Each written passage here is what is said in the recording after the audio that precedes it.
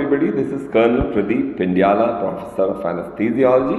Today I am going to discuss with you something very interesting.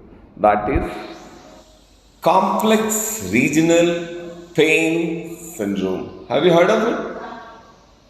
This is often asked. This question is often repeated in various MD anesthesiology theory as well as in Bible. When you are asked about CRPS, you have to know it is nothing but complex regional pain syndrome. CRPS is characterized by pain associated with sensory, autonomic, trophic and motor abnormalities. Okay, all the four. It could be associated with sensory, autonomic, trophic and motor abnormalities, all in one. And CRPS is triggered usually by noxious stimuli. In that case, it is type 1 or by nerve injury. In that case, it is type 2 CRPS. It is usually never limited to the distribution of a single peripheral nerve and is disproportionate. I repeat the word, it is disproportionate to the inciting event. Now coming to the treatment. Multiple pharmacotherapeutic agents are usually used in the treatment of CRPS. Usually we give oral corticosteroids or non-steroidal anti-inflammatory drugs and NSAIDs. That is it. But biphosphonates also can be used, especially bone-related problems as it inhibits osteoclastic activity. We also give gabapentin and anticonvulsants and antidepressants. Gabapentin is very widely used. I am sure you know how it works. It works by inhibiting alpha 2 delta subunits of voltage gated calcium channels. Okay.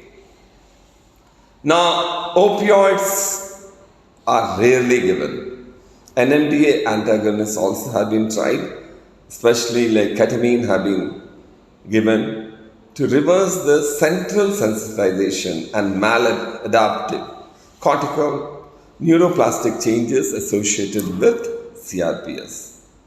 Behavioral therapy, we do use it very often because elevated levels of catecholamines are associated with depression and that can worsen CRPS. So behavioral therapy is usually given. But the treatment modality we can never forget is sympathetic blocks.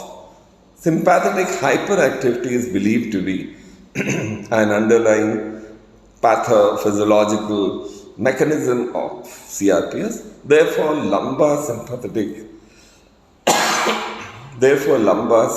nerve blocks are routinely used in the treatment of lower extremity symptoms. And stellate ganglion sympathetic blocks are used for the management of upper extremity symptom syndrome. Have you heard of spinal cord stimulation? This is also used. Spinal cord stimulation involves delivering electric shocks to the dorsal column of the spinal cord. Okay, and that really works very well. Electrodes are usually connected to an implanted pulse generator and it works. Have you heard of dorsal root ganglion stimulation? This is the latest thing. You must always use the recent advances also when you are writing a theory exam. Dorsal root ganglion stimulation normally targets the dorsal root ganglion instead of the spinal cord, and it's relatively new and novel neuromodulation modality for the management of chronic pain like CRPS. So whenever you talk about CRPS, you must know it can be confused with Guillain-Barré syndrome. It is not Guillain-Barré syndrome, it is Guillain-Barré, double R, R are silent.